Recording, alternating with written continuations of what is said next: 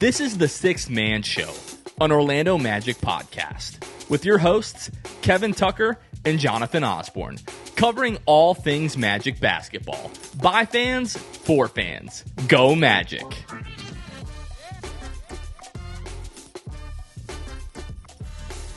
What's going on, Orlando Magic fans? You guys are back with the Sixth Man Show. Today is August 26, 2024. Jonathan Osborne here, as always, joined by my co-host, Kevin Tucker. Kevin Tucker, how are we doing? I'm feeling great. Top of the morning. Yeah, okay. Yeah, we'll get to that in a second. I was going to say I'm feeling great because one team from Florida had a really good weekend.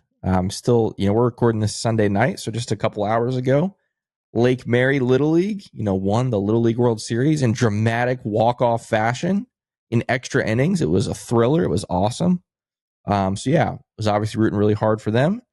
Congrats to them. I don't know. We might have some people listening or watching who are friends or family of, some of the players or coaches or whoever. So anyway, that was super exciting and definitely lifted my spirits after what was a pretty dismal sports weekend for me, Jonathan. Thanks. Yeah. The best part is that Kevin texted me. He's like, hey, if Lake Mary, wins the Little League World Series, at least we can talk about that and not attention on Kevin's FSU, the loss to Golden State over there in Ireland. To but who? Golden State, good grief. Georgia Tech. Oh my gosh. Look at that basketball on the brain. Here's the problem with this, Jonathan. Never again do I want Florida State to ever play week 0, because now it's the only game of any significance over the weekend. And it's all everyone's talking about. And it's all everyone will talk about for the next 7 days. And so it's just not very fun. I don't ever want to do this again. I'm looking forward to this coming Saturday when a bunch of other teams are going to lose. And so then they'll stop talking about us. But yeah, that was ugly. That was not great. You won't have more losses than all of the other teams in the country combined. Yes. Shout out to Scooter. Thank you for that. Yeah. That's just one of the things with having the first game of the year. No, it was, I knew we were overrated. We were ranked 10th. I knew that was too high. I would have put us like 20th. I thought we'd go like 9-3 this year. But yeah, that might even be overrated. I don't know. So we'll have to wait and see. Georgia Tech may be that good. Their offense is great. But we'll have to wait and see the rest of the year what Florida State is. But no, seriously, big shout out to the Lake Mary, Little League team. I think I read it was the first team from Florida to win the Little League World Series. I think so. Since 2003. I think Boynton Beach won it in 2003. I'm pretty sure. I don't know what I read then. That might be some garbage there. I mean, I think it was. The only reason I remember that is because I didn't even know what Boynton Beach was before that. Let's see. Oh no, you're right. Okay, so they lost in the championship. They won they made the it US to one. All right. So they lost to Japan. Just one short. So yeah. There you go. Yeah. But no, I remember, like, as a kid, I remember always being locked into the Little League World Series.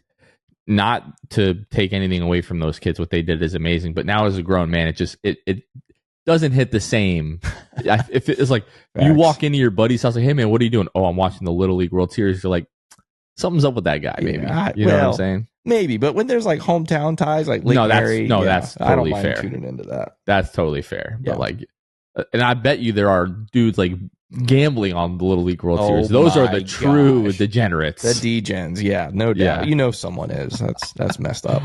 So somebody just cashed like a big parlay with Lake Mary winning the Little League World Series as like the last leg of their 7-game parlay over the course of the weekend, and just won $20,000 off of Little League baseball. You hate it, but it's true. I know, and I hate that it's true. That's the problem. Big shout out to the Lake Mary team. Congratulations. And that's incredible. As somebody who's never won anything significant in my entire life, good on you boys. That's incredible. Quite the feat. Doing Central Florida and Orlando proud. Absolutely. I look forward to seeing them recognize at a Magic game this year. It's going to happen. Absolutely. So that'll be fun. That will be awesome.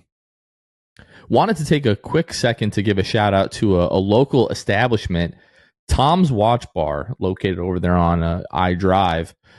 I know that Tom's Watch Bar, I think their Orlando location opened up earlier this year. I hadn't had the chance to make it out, but we were looking for a venue for like our preseason retreat, where obviously, with everything that Kevin's going on health-wise, wasn't able to make the trip.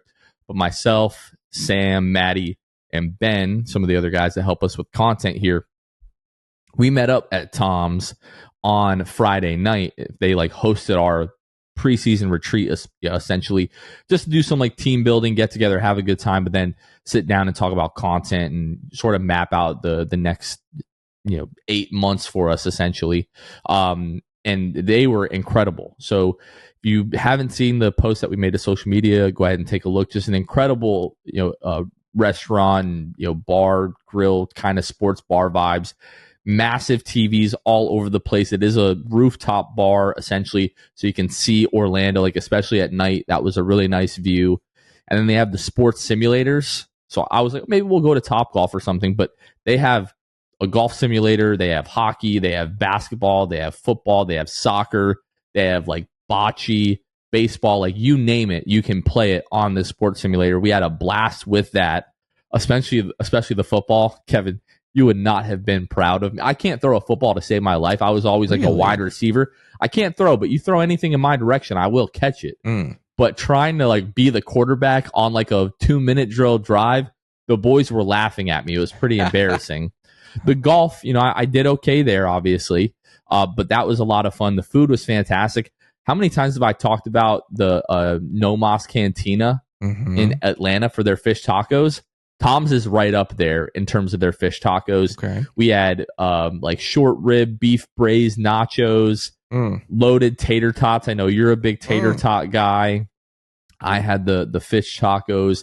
I think Sam also had the fish tacos. Ben had the pork belly tacos, which looked incredible. Ooh, yeah. Matt had their wings. Matt ordered this like 40-ounce beer that you have to hold with 2 hands, basically, to be able to drink it. Of course it. Matt did. Exactly. It was a Michelob Ultra. It was. Of course it was. And the entire team there was like so hospitable and nice to us. The food was fantastic. The atmosphere was great. The service was really, really great as well. If you're looking for a venue for like your Saturday football day or Sunday football once the NFL season starts, definitely recommend you going out and trying Tom's Watch Bar again. Everything was fantastic, and maybe future venue for a Magic Watch Party. I definitely think it would be a great spot for one of those. So just wanted to take another moment here to say thank you to the whole team at Tom's for having us. We had a really great time. One thing I did not have a really great time with, Kevin, was some of the clips and everybody messaging us asking, oh, did you watch the Gilbert Arenas clip of Gilbert Arenas? And I think it's like Kenyon Martin and Brandon Jennings talking about the Orlando Magic. Brandon Jennings said Paolo Banchero gives him Aaron Gordon vibes, right? Like basically saying like he thinks Paolo is just like a high level role player, which for 99.99% of human beings who have ever laced them up, as they say, that would be a rave compliment. That is such an insult to Paolo Banchero, though. And Gilbert Arenas said he just doesn't find anything flashy about Paolo Banchero's game. And these are quotes that we're taking from these clips because, spoiler alert, we refuse to watch that garbage because exactly what is happening is why they are saying these things and doing these things. And this is why every week there seems to be some ridiculous, stupidly, egregiously take that is spawned by that show. And the more that people talk about it and the more that people watch it, the more that it will continue to happen. So yes, this might be a little bit counterproductive because we are talking about it, but Kevin and myself completely refuse to watch that. One, because they just don't deserve the attention and the views. And two, is because I know that it will physically boil my blood to the point that steam will be emanated from my body. I cannot watch ignorance of that level. Yeah, that's and the problem is it's not like this is a one-time thing, right? This has happened over and over and over again. Not just with one guy. It's been multiple guys. It has been Gilbert Arenas primarily. Now it's Brandon Jennings. Yeah, I think it's interesting. I'm trying to see. I know he was with the Magic in 2016. Did he play at all with the Magic? I'm saying with Aaron Gordon. That's what I'm trying to figure out. I wonder if he has something out against the Magic. Let's see. He was traded. Blah blah. Next day he made his debut. Okay, so he did play.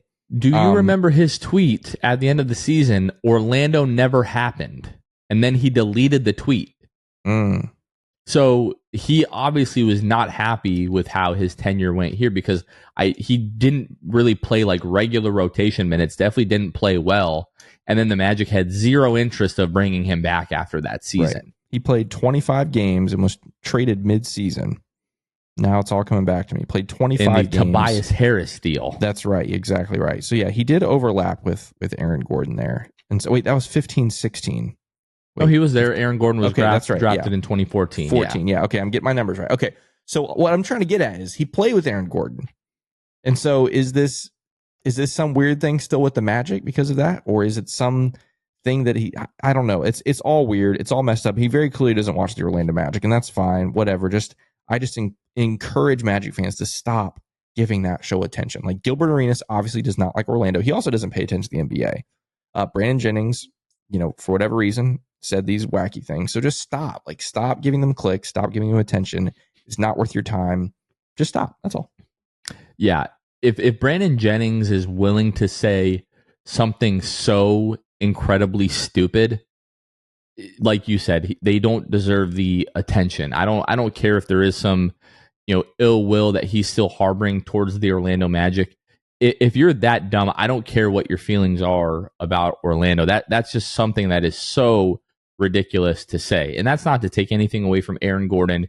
Aaron Gordon is a fantastic player in his own right. He's an NBA champion. He did that as, one of the best 3 or 4 players on a stud, stacked roster. Happy, for him with, his time in Orlando.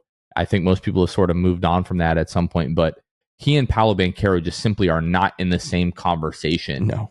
In terms of being basketball players. So yeah, just a really dumb thing. It sucks again that we're sitting here giving this garbage the time of day. But I think we were really just trying to hammer home the idea that whatever they say, just remember they're idiots. Somebody said something once like, if somebody says something bad about you, you can only get upset if you believe it, right? Like somebody calls you and is like, Kevin, you're an idiot. If you don't believe that, you can be like, okay. And you can just continue to move on about your life. Yeah. Right? Like, dude, you're such a wuss, blah, blah. The only way you get upset is if part of you believes it. If you know that you're not a wuss and you know this person is just an idiot, right, then you're like, oh, dude, you're just an idiot. What are you doing? Right. So the next time that Gilbert Arenas or one of his little, idiotic friends says something about the Orlando Magic, you're like, oh, yeah, that's just not true. You're just stupid. Yeah. So just watch that and then move along with your day. Everybody will be better for it. The less attention that platform or outlet gets, the better the basketball conversation around the NBA will be in general. Right. And the thing is, people that watch or listen to our show, they are the real ones. They are the ones that watch the majority, if not all, Orlando Magic games. So you know what you see. Like, trust what you see and know it's true. Like, Paolo is not Aaron Gordon. He has already surpassed Aaron Gordon in a lot of ways. Again, Aaron Gordon, great player in his own right, has his own set of skills that has worked perfectly in Denver. But to even put Paolo in the same stratosphere as Aaron Gordon or vice versa, maybe, it's just asinine and not worthy of our time. So there's that. Trust what you see. That will be the title of this episode. I think that's the perfect way to put it. Just trust what you see. Yep. Right there. So, as you might have been able to tell from the title, now you know why this episode is titled as what it is. But you'll also see that we are going to be joined by our good friend Dante Marchitelli, the pre-halftime post-game host of the Orlando Magic pre- and post-game show for Bally Sports Florida, and will be the play-by-play commentator. I think David Steele told us that the plan again for this year is going to be 25 road games. So yeah, let's go ahead and get into our conversation with our good friend Dante Marchitelli. And now, Magic fans, joined by a very special guest here for the second week in a row. Last week, it was Mr. David Steele. In this episode, we have none other than Mr. Dante Marchitelli of Bally Sports Florida. Bally officially or rumored, maybe you can't confirm that for us, back for this season. But Dante Marchitelli, how are you doing? Thanks so much for joining the show. Always good to see you. It's good to be with you guys. And believe me, I would want to get David Steele before me every time. So you did the right thing. You're definitely going in the right order. Then I would add Jeff Turner. Then I would add Kendra. Then I would add that. So, but I appreciate it. It's an honor to be here with you guys. And happy birthday to you, Jonathan. So here we are. Here we are recording a podcast on your birthday. I can't think of anyone else I'd rather talk to than me. On your birthday, man. We should have done this another night. Dante and I were texting today. I just wanted to confirm that we were still good for tonight. He's like, "Isn't it your birthday? Why do you want to do?" I'm like, Why do you want to do this there with is me? literally nothing else I would rather be doing on my birthday than Oh, talking boy. Orlando Magic basketball with Dante Marchitelli. Well, so I appreciate that. right? Kevin, yeah, you're in there somewhere for sure. But, both of you yeah, guys. Well, this is a pleasure for me too. And so are we going to talk Magic, or are we going to talk Lake Mary Little League World Series? What are we going to do? Absolutely. Was that awesome or what? That was How amazing. Great was that? Yeah, and like what a way to end it too. Like obviously your heart breaks Yes. for obviously the kids from Chinese Taipei. Like especially like they're such a well disciplined team, and to lose it on an error like that, I just feel terrible for them. But at the same time, it was awesome. It was really fun. It was awesome. And I don't know any of those kids. I don't know any of the families, but those coaches were great, right? I mean, I thought that was a powerful moment right before they went into extra innings, and the class that they exuded, right? When they hugging the kids from Chinese Taipei afterwards, understanding what it meant to them. I mean, it was just classy all the way around. And what a way to represent the Sunshine State. I'm so proud of that team. I think the parade is Saturday, so I'm excited about that. That'll be cool. Yeah, I also said it's going to be really cool. They're going to be honored at a Magic game this year. Oh, so there's I'm no looking question. forward to that. Yeah. There's no question. I Seeing can't wait to him center meet court. I can't wait to meet Cuddles in person. I can't wait. It's going to be fantastic. He's on his way to already being a hero. That kid's a star. Yeah. That's amazing. Dante, I guess we will pivot to the other team in Central Florida, the Orlando Magic. Yeah, good luck with that. Them. Nice segue, Kevin. Very good. Hey, look at Very that. good. Look at that. But obviously looking back this past season, what a season. Lots of highs, the best season we've had in a really long time. I'm trying to think, Dante, you've told us this before. When was your first Magic season? Yeah, 98, 99. So 98. I came the last year of Penny Hardaway and Horace Grant, Nick Anderson, right before we went into the Heart and Hustle. But yeah. So here since the 98, 99 season. Been here a few years. You've seen some highs, a lot of lows, but this past season, for a lot of Magic fans, one of the best, one of the most fun, one of the most exciting. Before we talk real specific details, what's kind of your takeaway? What's your summary from this past season? Kind of what were some things that stood out to you? Well, I thought it was, first of all, I always think about this team never got below 500. I thought that was kind of a neat note. They got to 500 a couple of times, but a brutal schedule to start the year. And you're all of a sudden game 2, you're out on the West Coast. That was difficult. But the way they navigated that schedule early on and then took advantage of basically every single home game that they had. I mean, they beat every team that they were supposed to beat at home in their building. That hasn't happened, guys, as you well know, for many, many years. I mean, that was a long time coming. You'd have these unbelievable wins on the road, and then you'd come home and you'd let one get away against a team 20 games under 500. They didn't do that last year. So I thought that was incredible. Just the way they handled the highs and the lows of the schedule. But I think, we went in as, Magic fans and broadcasters and everyone that follows the team thinking, can you be in the 9-10 conversation, right? Can you get in there and just be at the end of the season, be battling and then somehow find a way to battle your way in? And then to find out that you were really 2 or 3 games out of second. I mean, second in the East was realistic for this team. That to me just blows me away. I will just always take away the fact that this team came down to the last couple weeks of the season and won us over early and showed us right away how good they were, how special they were, how great they were defensively, and to lock up 5th in the East and you're 1 game really out of 4th and hosting that series. Just an unbelievable season. I think one that kind of took us all off guards. We knew they could be good. I don't think anybody predicted what they did last year. Dante, we talk about how special this last season was, and the man that had maybe the biggest hand in that out of anyone is Paolo Banchero. And it seems like there's been a common thread throughout this offseason just about people's perception of Paolo Banchero. Is he overrated, properly rated, underrated? Now it seems like some people are saying maybe he's a little bit overrated. What did you learn about Paolo Banchero in year 2, Dante? Well, I think, first of all, don't you guys love that he's been kind of doing the media tour here lately? Mm-hmm. And the Magic are getting some love and some national attention. And he's saying, I think we have a chance to be good. I think we got something special and we can be a top 4 team in the East. I love, it's been a while since we've kind of had that bravado and that out there. I think that's fantastic. But I think what we learned about Paolo last year was that this guy wants to be great. This guy wants to be a star, and he's willing to put in the work that it takes, and he's willing to deal with all of the things that you just mentioned, right? All the people that he preys on him and think he has a chance to be a star, and all the people that think, okay, the people that want to detract, right? He's going to have that. Every star does. The people that put you on a pedestal, and then the people that are going to try to detract. But he understands that, and he wants to prove everybody wrong. He wants to be the greatest player in the game. He wants to be the face of the NBA. And I think I heard somebody on a podcast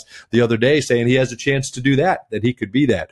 But he puts in the work. He wants it. He doesn't mind taking the big shots. He wants the ball in his hand at the end of a basketball game. He made how many game winners? 3 or 4 last year, and just his second year in the NBA. It was year number 2, guys. Year number 2 for Paolo Banchero. I mean, that's absolutely incredible, the trajectory that this guy's career is taking. So I think if you're a Magic fan and you're looking at it and you're saying, okay, look at the pantheon of greats that have come through these doors with Shaq and Dwight and T-Mac. I mean, Penny, I mean, he's that guy. He's there. He's in that conversation. He has a chance to be, I think he has a chance to be one of the all-time Magic greats, if not the greatest, if he continues this. But his work ethic, he gets it. And I think when you step back, and I think he was even saying this too in a recent interview, when you see how he performed in the playoffs, how the game slowed down. I know it was a little fast for him and he turned it over a lot in the first couple of games. He'll be the first one to tell you that. But the way it slowed down and a couple of 40-point performances, I mean, that first half he had in Cleveland in Game 7, you're sitting there, I'm sitting there courtside thinking, we're going to win this thing by 30. This is unbelievable. The show that he was putting on in a game set, the moment is never too big for the guy. So I think we learned a lot. I think we learned a lot, but and listen, everybody came for him. He's the number 1 option on the team, and he handled all of that and excelled. It was special. It was special. The number that I keep telling, not just telling other people, but telling myself, is 21. He is still 21 years old, and he will be even at the start of the season. He doesn't turn 22, I believe, until November, and it's crazy, as you said, to see all the things he's done, and he's still not even 22. Dante, a lot of really awesome things, this past season. I'm curious if there's any certain moments that maybe stick out to you, anything that maybe was on the court, off the court, some kind of experience for you. Are there any highlights or certain moments that really kind of stand out to you for this season? I think there's a lot with these guys. I think Jalen Suggs, that relationship was fun for me to watch with Arnie Kander, and you could see that special relationship, and Arnie was a great addition, and seeing just the emotion that Jalen Suggs played with all year. I just thought that was incredible. And, that win in Denver, you're coming off a tough back-to-back. You lose that heartbreaker in Sacramento, and then you got to pick yourself back up, and you got to go out there and play a game against Denver, the defending champs. And it was unbelievable. That performance, and you're short man, and then you're losing bodies through the game, right? I think you had 7 or 8 available players. That game in Sacramento was incredible. I'll never forget Trevelyan Queen coming out of nowhere and rejecting a dunk attempt, to keep us in it, to keep the game alive. I mean, that game was just bananas. So, and then, the game winners, a couple of game winners, Franz had one and Paolo had one in Chicago. And then Paolo with the game winner in Detroit, he was upset. Felt he might have cost the team the game, the possession before, and then comes out and makes a ridiculous shot. I mean, how that shot even went in was just remarkable. So there were a lot of moments like that. I think being in Minnesota with the team when Paolo found out he was going to be an all-star.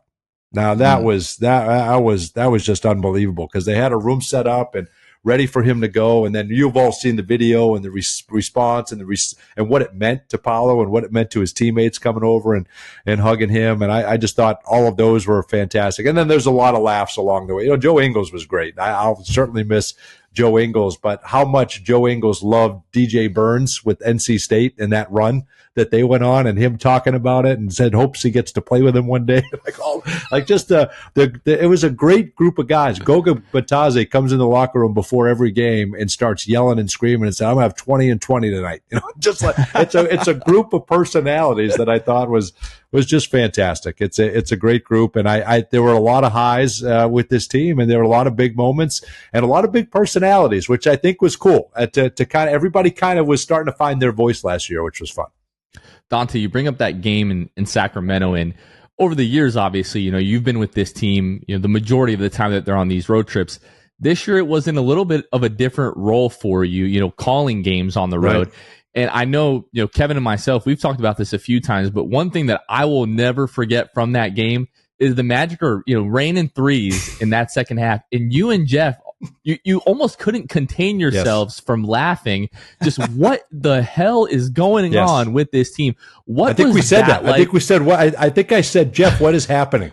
Like, what is happening? You're right. No, you're right. You absolutely did. It was completely unprofessional on my part, but we were just, you could see how caught up we were. I mean, it was just, Chuma Okeke, right? The guy was hardly plays, comes in and nails his first 3 threes, right? Then you lose Franz and he comes back with the roll. I mean, it just was one thing after the next. Paolo with the rolled ankle. You thought he was going to be gone. Gary Harris leaves at halftime. I mean, and then Trevelyan Queen has to play big minutes, and he's making plays. I mean, it was incredible. You got to be right next to what I have dubbed the biggest and loudest kapaya of all time in that game. Like, is that right? Jeff Turner on Paolo 3. I mean, just screaming at the top of his lungs. I think we got one the next morning at breakfast. JT was so pumped up about that game. It was like 4 or 5 of us. He picked up the tab for breakfast. He was so excited watching that game. Wow. Even though it was a heartbreaker with all that. And he'll do that from time to time anyways. But it just, he had so much fun watching those guys compete. And that, I'm telling you guys, that's what I think what makes us excited about this year. I think it's what makes Magic fans excited. It's what makes these guys excited to get back into town, is how well they play together, how much they get along.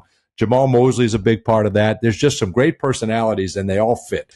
And it's a lot of fun. It was fun to be in that chair, Jonathan. To your point, to get to call some games. I mean, it's a dream come true. I never thought something like that could happen. My goal coming out of Boston, Massachusetts, was if I could ever one day be lucky enough to host my own radio show. That was it. That was the goal. If I could ever do that one day, and then to do that, and then to still kind of have a daily radio show and a podcast and still be around the game in this capacity. Never thought television would be an option, and let alone to get to call some games. It has just been more than I ever could imagine. And to do it with Jeff, and to have worked with David Steele for so many years, and Kendra now part of this team. I mean, it doesn't seem real. It really is a blast.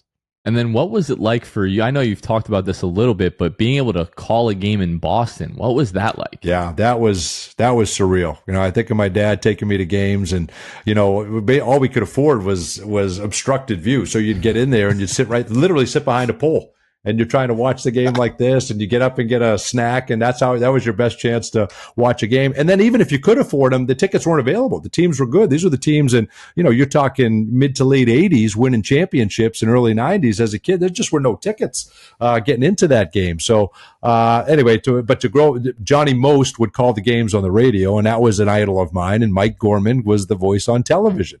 So those, and then Joe Castiglione with the Red Sox. Those three, like that, because of those three, I wanted to have a radio show. I wanted to be a broadcaster because of those three. And then to call a game in Boston across from Mike Gorman the year he's retiring, a guy that I grew up idolizing, and the reason I wanted to go down this whole path was just blew my mind. But I was able to tell him that before the game, and wow. He's so gracious, he's so humble, and to be able to say that he appreciated that, and best of luck. And I think he called me Daniel and said, have a great time.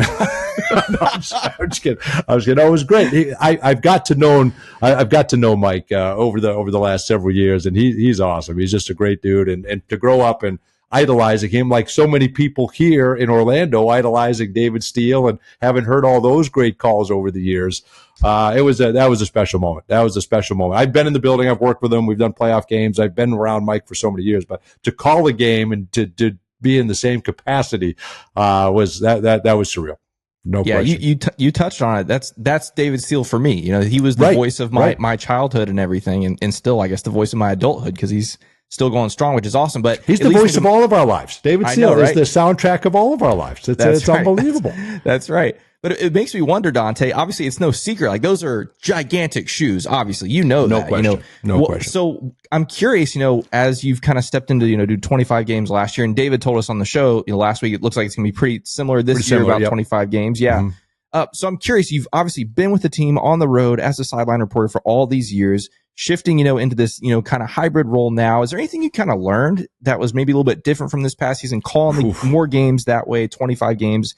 Any kind of things you learned or took away from that experience? Yeah, I think you prepare endless amounts anyway, right? So you always want to be up on it and know as much as you can. And I've kind of always prided myself on trying to not miss anything, right? You may see things and they don't fit, but you get as much information as you can and try to work it into the broadcast, right? You want to be prepared. And so that's what I got to do, doing the pregame, sidelines, postgame, and all that stuff. And then when you get to play-by-play, holy smokes, guys, that is a whole other level of preparation. And my admiration for David Steele, even through the roof, even more, and all of the guys that do it in any sport, because there is a constant feeling that you're missing something. You can spend every waking moment poring over statistics and reading stories and getting backgrounds, and then get to the arena and talk to the guys and grab every bit of information you can.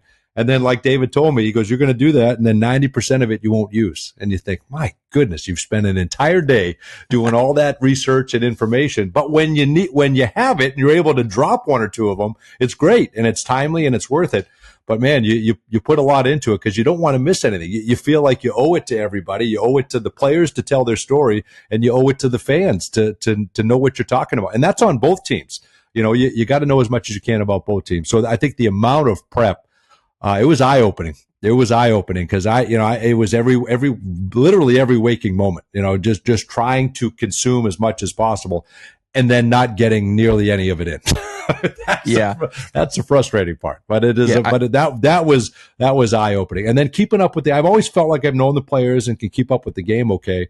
And I think the next thing is just not being as excited as I am for a game winner, starting with that excitement on the opening tip. I think I kind of got to ramp myself up there a little bit. I don't have to be so excited after every basket. So that was good, kind of get that feedback and just kind of let the game present itself. But that's been a dream come true. And everybody's been so polite and so helpful along the way. David's been a huge mentor. I wouldn't be in this position without him and his advice. So but there was a lot that I learned, and I hope to apply for this year. Yeah, I know we kind of shared this with you when we saw you in Charlotte, but you've just done an awesome job. Like I said, everyone knows there's a huge shoes to fill. Oof. I also think you were done a little dirty with your first game being the Mexico City game. I know that was a dumpster fire. That was unbelievable. Not for you, but I know the broadcast. Oh no, it was. It was for us. It was for everybody. We couldn't hear, right? We had one ear that was working. And so and it was loud in there. So I could hear Jeff, but I could hear him on a 3-second delay. Oh. So the one ear that worked was on a delay. So you'd hear yourself and Jeff on a 3-second delay. And, obviously there's a language barrier, but you're trying to tell the tech what's happening. And, okay, I'll fix it. And, they just, nothing could get, I don't think anything could get done that late, but that was challenging. So we didn't come out of the gate strong, but hopefully we ended stronger than we finished. Yeah. It's all downhill from there, though. There's one David Steele. There is one David Steele, and I don't think there's, in my opinion, there's nobody that does it better. And I think Jeff Turner is phenomenal as well. And I put him up there on the analyst side as well. So I can't be David. I kind of got to do it my own way. But because of David, I'm going to do it the best I can and be as prepared as possible. I guarantee you that.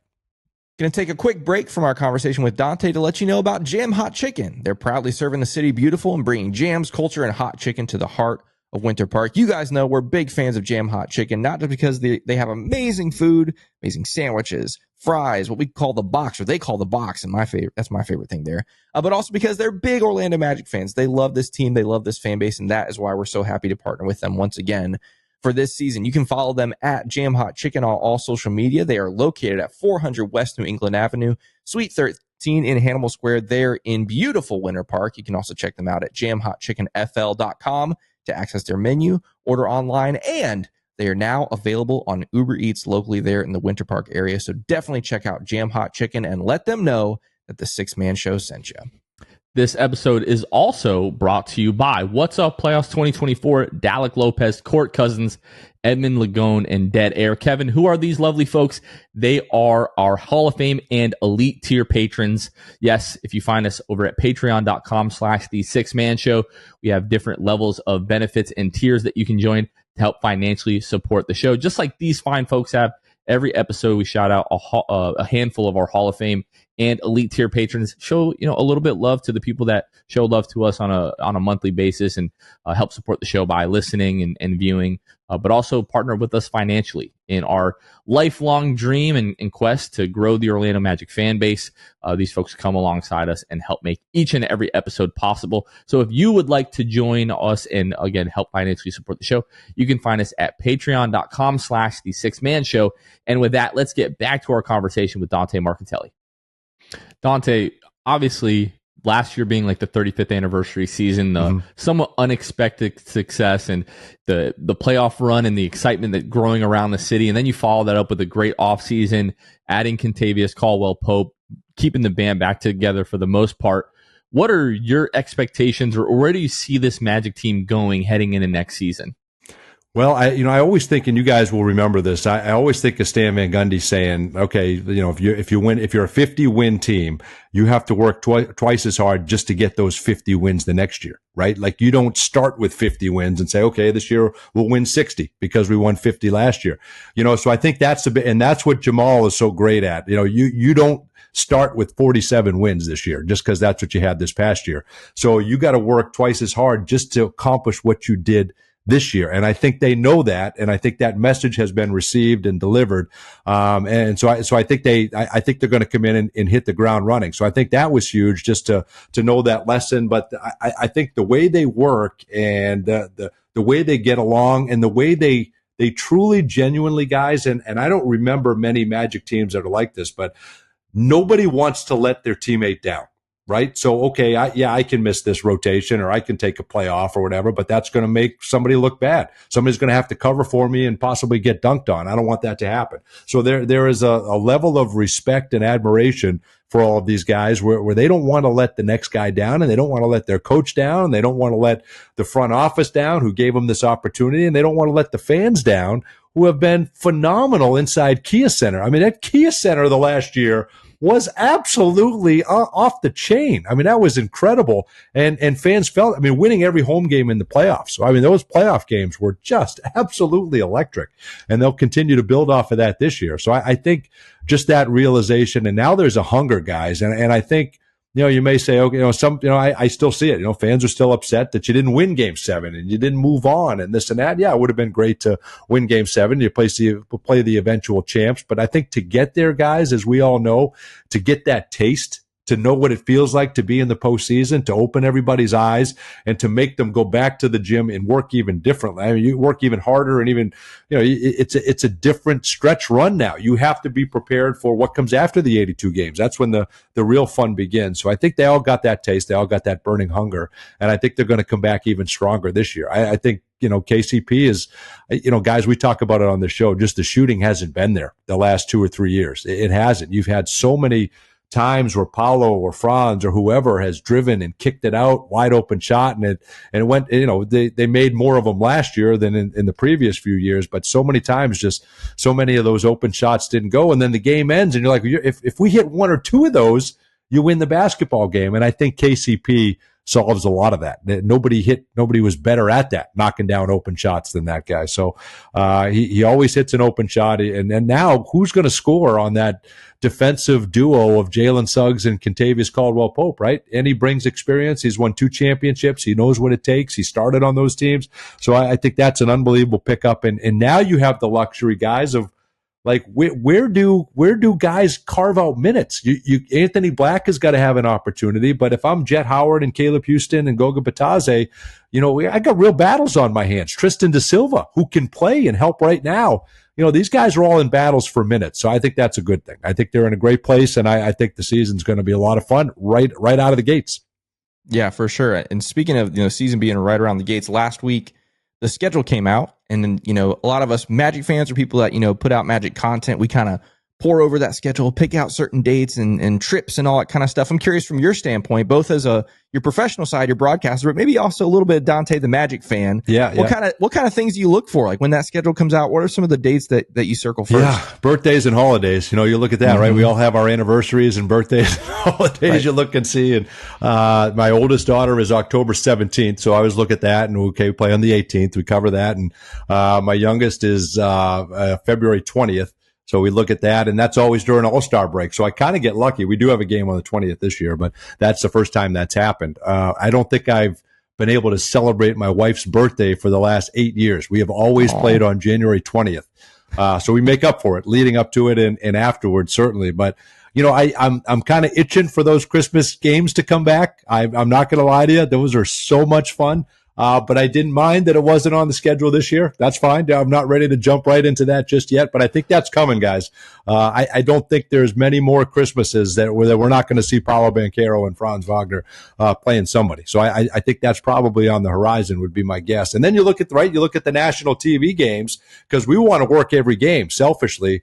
But you also understand that you want this team to get the respect it deserves and to get that national attention. And to see the 3 TNT games, I thought was cool to at least that's a start, right? You're starting to get some games and they're realizing it's important to have them on there, 2 on the road and 1 at home. So, I think those were important. And, so I kind of look at those and probably like everybody else, right? What do the holidays look like and birthdays and anniversaries? And then you start to look at the trips. There's one trip that's kind of cool.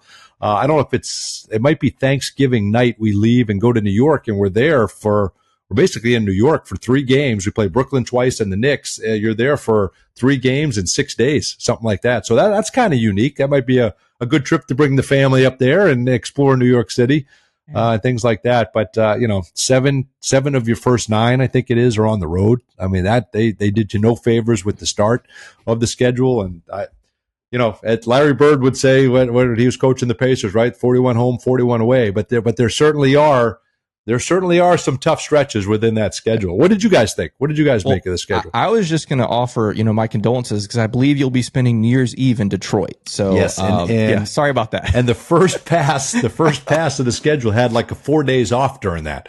And I'm like, oh, this is great. We're going to have we're planning a New Year's Eve party. This will be great. We'll be in town. And not only that, we'll be in frigid Motown during New Year's Eve. But listen, I'm sure it's great. I'm sure we'll have a great time there. I think last year we were in that's another thing, New Year's Eve. I feel like I haven't been able to celebrate that, unfortunately. Now we make up for it during the summer. We get to do our trips and stuff during the off season. But, last year, New Year's Eve was in Arizona. We were in Phoenix. Yeah, Phoenix. We played a game in Phoenix. So it's, hey, that's part of the deal, but I wouldn't have it any other way. It's a fun way to do it. No question.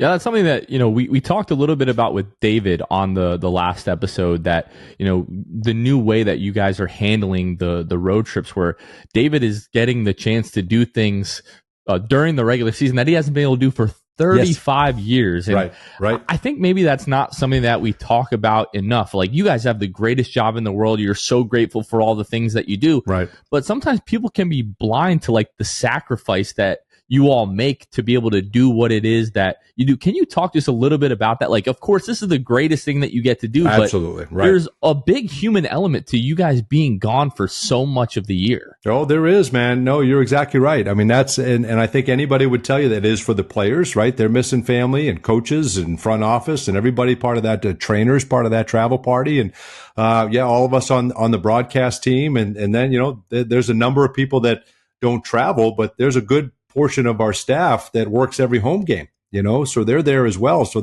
there's a lot of sacrifice that comes with it. But you're right. This is what we know to do, to be around this team and to be around this game and to cover it this way. So we wouldn't trade it for the world. We certainly understand that, and to be a part of it and to be in a building during the playoffs when it's lively like that is just incredible. Covering a kid's game. I mean, there's nothing better, but you miss a lot. And there's a lot of times I'm getting in the car and driving to the arena, and my wife's taking my daughters to a softball game, and I'm the assistant coach, and I'm not there. So not only am I missing the game, but I'm leaving the coaching staff shorthanded. Not that they need anybody. I just stand at third base and wave everybody home. That's my time. I don't think I put on the brakes one time. I just wave everybody home. But that's the true heroes are your spouses and your significant others. That have to hold the fort down when you're gone and you're away. I mean, every time there's a long road trip, that's when the smoke alarm is going to go off, right? And by 3 a.m, and my wife's got to try to get on a ladder and turn off. If you ever had to change a battery in a smoke detector, when that thing goes off, that always happens on a road trip. And there can be meltdowns and things that happen, and homework assignments and tears because you don't understand math. There's a lot that goes with it. So those are the heroes. Those are the ones that are kind of putting up with the crazy schedule. But when the season's over, that's when you have a chance to certainly make up for that. And listen, that's why this Magic organization is second to none. And starting with the DeVos family and Alex and everybody that's a part of this thing, and our bosses just kind of letting us, okay, you've been gone for 8 days, now let's take a breather, and the way the schedule works during the off season. So it's great. There's now everybody's recharged and we're ready to get back out there. And I think my wife and daughters are ready for me to start traveling again. So. You've been around long for enough. 2 months. That's right. You've been around long enough. Everything's fixed. Everything's get back out there now. Yeah. Right. That's amazing. Yeah.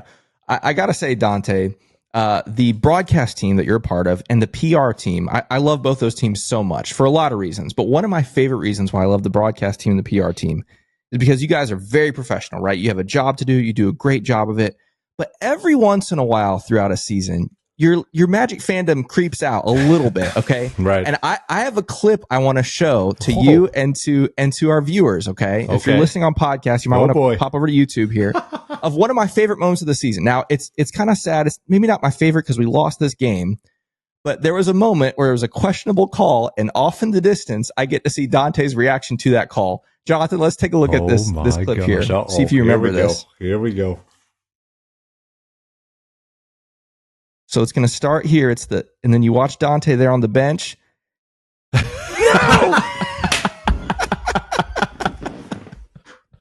I love that clip because I would say I'll call it a late call, and I think that's being generous to call it just late because it was probably bad. But I just love that because it was every Magic fan in the building is like backcourt violation. And when he calls the foul and Dante just slams the mic down the table. But I want to watch it one more time before I get your reaction. Well, Dante, here's the thing. That is the epitome, first of all, of what you're not supposed to do in that position. That is exactly what you're not supposed to completely disagree. This is exactly what you're not supposed to do. And that's why we can sit in that seat, because we're not supposed to do that. That's amazing. So I want to watch it again. But I did see it. Yes. Was I right? Was I right, or was I way off base? You were right. You're right. But what I want you to watch, and Magic fans as well to watch, to our right as you're looking at this, is Joel Glass, who's like the head of PR and communications, the boss of all this stuff. And I love his reaction, maybe even more, because he knows he's got to stay professional, and you just got to watch him. Just Jonathan, let's play it again. Let's watch Joel's reaction. Oh, this is great. Ignore Dante's amazing antics here, but look to the right. The guy, he's pointing out. He's got to help. And watch.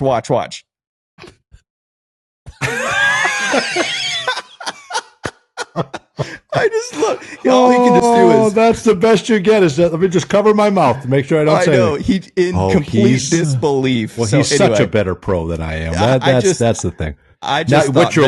What you're very lucky is that George isn't there. Because there's nobody. You want a reaction. Like, that's the reaction that you're going to get. And during COVID, when you had to wear the masks, I mean, he was able to get away with all kinds of stuff. Yeah. That's funny. You guys are too much, man. That is, but it seemed pretty obvious. It was right there in front of me. But as we know, the officials, more often than not, they get that right. But listen, you get invested in it, right? You're covering these guys. You travel with them. You get to know them. You're on the road. You see the families. They're excited for the and you do when you get caught up with them. And hey, from time to time, we try to help out. But that's funny. Oh, that's good work right there. I genuinely can't remember the last time that my face hurt on an episode from smiling and laughing as much. But Dante, that is one of the things about you that I love the most. Is obviously you're incredibly at what you do. You're the utmost professional. But the fact that at the end of the day, you are a Magic fan. You have a emotional investment in this team, and who wants to watch somebody cover their team that doesn't care whether or not they win or lose? Like, you're supposed to be impartial. Maybe I wouldn't agree with that, but we just love the fact that you are so obviously a Magic fan and you live and die with the wins and losses of this team, just like the rest of us do. I get it. Well, first of all, I appreciate it. You guys are way too kind, and I really do appreciate it. And that's very kind. And I've loved watching you guys and how you guys have gotten started and what this has become. I mean, this is incredible. So I always appreciate you for having me back and being a part of it. But I do. And I grew up with as Tommy Heinsohn was the analyst, and this guy got thrown out of games because he got so animated, right? You can't do that. Like, you can't go that far. But I've grown up hearing, the broadcaster has kind of always been a homer. And I don't want to be a true homer. I think you still have a job to do to be objective. I think you have to be objective and you have to call the game the way you see it. You have to be fair. There's a lot of times I thought it was a foul. We'll watch the replay, and Jeff's better than anybody at saying, well, no, that was a foul. He reached in and this and that, because you have to be objective and all that. But I don't think there's anything wrong with getting excited when the team you cover wins. I don't apologize for that. I love when the Magic win. I get as excited as anybody, and I don't think there's a problem with when they lose or it's a tough loss. To kind of feel for them. I don't think there's a problem with that. So I take it very serious, and I think we have an obligation to be fair and to be as unbiased as we can. But yeah, when they win, I'm going to get excited. I'm going to tell you that right now. I like it. And when they get a bad call, you're going to be slightly upset. I'm going to have their back, no matter what the situation may be. Listen. I've been doing it too long now. This will be going into year 27, so I got a vested interest in these guys. I want to see this organization succeed, and I want to see these guys do well. And I've met so many Magic fans along the way that I feel like at times an extension of everybody. And I catch myself at times maybe saying things that Magic fans would say throughout the course of a broadcast. And I don't know if that's good or bad either, but I do find myself going down that road because I've gotten to know everybody for, the last nearly 3 decades. Just to give our listeners a little bit more of a look at like Dante the person, I started this podcast 5 years ago, and before anybody was watching or listening, I just so happened to park next to Dante in the Geico garage before a Magic game, and I just wanted to get out and say hello. And I shot my shot, and I asked Dante if he'd be available to come on the podcast. He didn't ask how many followers we had or what we were doing. He was like, yeah, absolutely, anytime. No, my research team does all that after. They do all that. Yeah. No, of course. I'm totally kidding. I'm sorry. And one of the coolest moments for me this past season, and it was really like a full circle moment, was we're at the game in Charlotte, sitting relatively close to the floor. And then all of a sudden we start getting texts and notifications that we're on the broadcast. So we haven't talked too much since then, but I know I speak for myself and Kevin. Like, that was one of the coolest moments for us of doing this, and just like really appreciated you and the whole production team for that.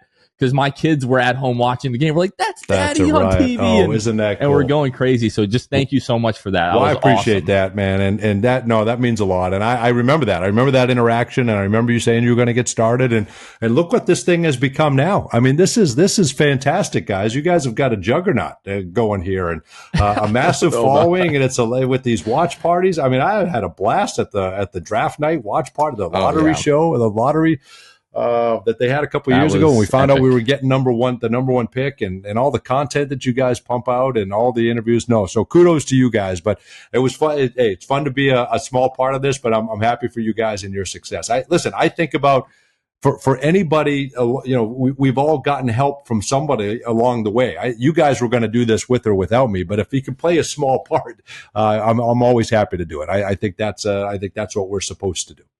Well, we appreciate that. We appreciate you, Dante. We appreciate all the work that you do. Looking forward to see Dante in season 2. On the play-by-play and bringing a little bit of that bias to the broadcast, because we always appreciate that. And of course, we appreciate the time, Dante. This is so much fun. Thanks for joining the show again. My pleasure, guys. Always great to see you guys. I look forward to seeing you more regularly here during the season and seeing you on the road. What's the road trip you're going to this year? You were in Charlotte last year. Where are you going this year? We're eyeing DC in March. We haven't officially, set it in stone yet, but that's one of the days we're looking at. So I don't know if you and David have, thumb wrestled over which games you're going to get yet, but that's the one we're looking at. Well, if it's part of a longer trip, I'll be on it. If it's a one up and back, that'll be David. That'll be David for sure. But he has earned the right to pick and choose whatever schedule he wants. And so we'll have to take a look at it more in depth. Sure. But hopefully we'll see you guys here at some point on the road. But thank you, guys. I appreciate it. Always appreciate the opportunity. And go Magic. Here we go. We're starting season 36 here right around the corner. You got it, Dante. Go Magic. Thank you so much. And once again, a big thank you to our good friend Dante Marchitelli. Kevin, we're getting closer to the season. We still have, a couple of months until we get there. But this is the time of the year, we're leaning into, some guests on the show here the last few weeks. And with every conversation, I'm just getting more and more excited about this next season. Magic basketball cannot be back soon enough. Yeah, I know. It's one of those tough things because obviously I'm super excited. Last season, come to this season, we were just hoping for playoffs and we got more than that. And the bar was set really high. And so the bar is really high for this season. Everyone's excitement is really high. And so I hope the team can meet that. I believe they can, but I'm just not used to it. It's been a long time since I've gone into a Magic season with a high bar like this. But obviously, it had to happen at some point. And so we're here. We're ready for it. And I'm definitely excited to see what's going to unfold. We've been talking basically since towards the end of last season, like even before the playoff series ended, that, as fun as last year was, because it was somewhat unexpected in terms of the success that the team had.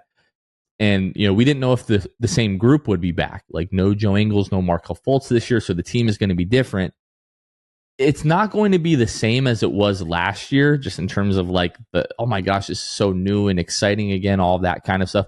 But it's going to be fun in a different way. Like being able to wake up every single day and having high expectations for your basketball team, that's not something that we have had in quite a while. Like as we went through the schedule, and it doesn't seem like there are spurts of the schedule that are quite as tough as the previous years.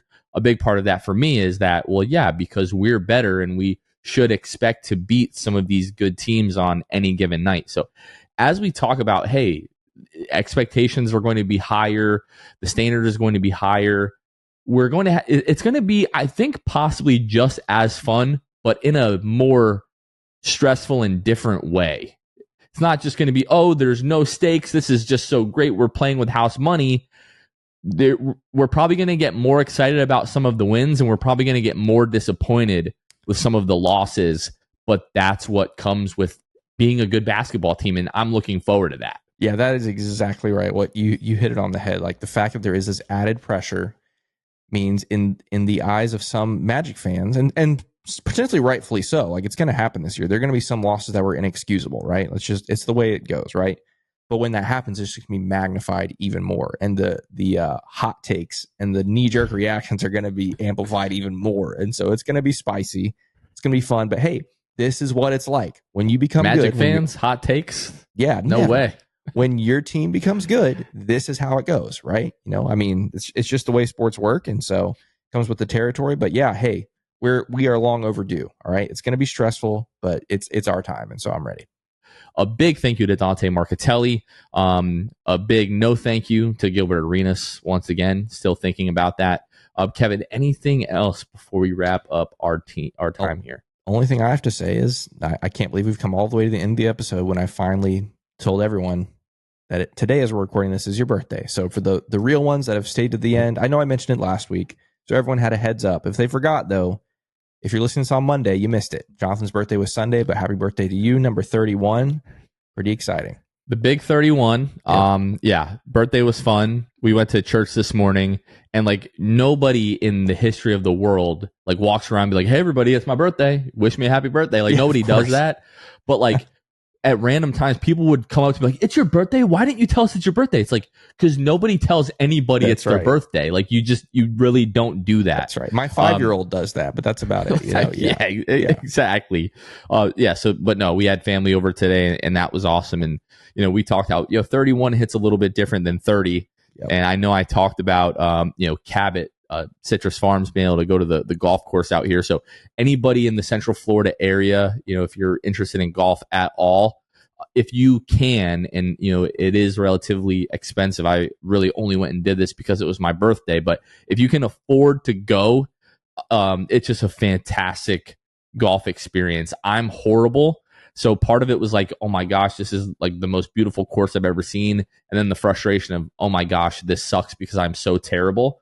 But just like top of the line, the staff there at the facilities, the course, everything just really, really great. If you ever have the opportunity to go, it's over here in Brooksville, Florida. It's like 11 minutes from my house. It's really awesome. Love that. And if you ever have the opportunity, you definitely have to do that. And I think that's going to be it for this one. Kevin, what are you saying? We'll put a bow on this one. All right. Again, big thank you to our friend Dante Marchitelli. Thank you so much for the time and everything that you do for this Magic community.